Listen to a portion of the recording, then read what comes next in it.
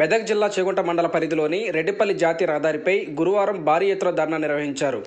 నిన్న జరిగిన పెళ్లి బృందంపై కారుతో ఢీకొట్టిన ఘటనలో మృతి చెందిన ఉప్పు రమ్య కుటుంబ సభ్యులు 44వ నెంబర్ జాతీయ రహదారిపై రాస్తారోకో నిర్వహించారు.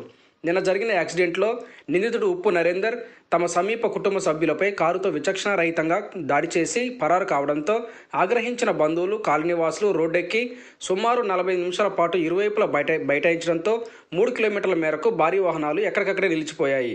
విషయం తెలుసుకున్న తూప్రాన్ డీఎస్పీ యాదగిరిరెడ్డి, రామాయంపేట సిఐ లక్ష్మణబాబు, పలు పోలీస్ స్టేషన్ ఎస్ఐలు తమ సిబ్బందితో ఎలాంటి ఆందోళన జరగకుండా కుటుంబ సభ్యులతో మాట్లాడి రాస్తారోకోను విరమింపజేశారు.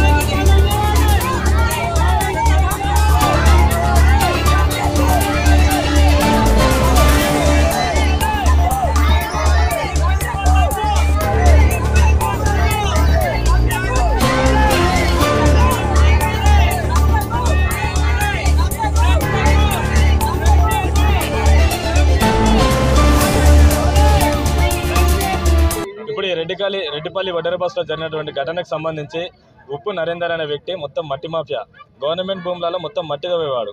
దీంతో రైతులకు చాలా ఇబ్బంది కలుగుతుందని చెప్పి పక్కన ఉన్న రైతులు పోయి మన తహసీల్దార్కి పోలీసులకు కంప్లైంట్ చేశారు.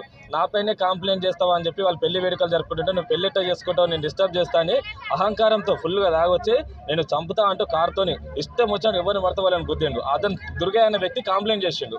ఆయన తప్పించుకునేసరికి వాళ్ళ బిడ్డను రమ్య పైన అతి కిరాతకంగా కారు ఎక్కించి తొక్కి దారుణంగా చంపేసిండు. ప్రస్తుతం అమ్మాయి చనిపోయింది.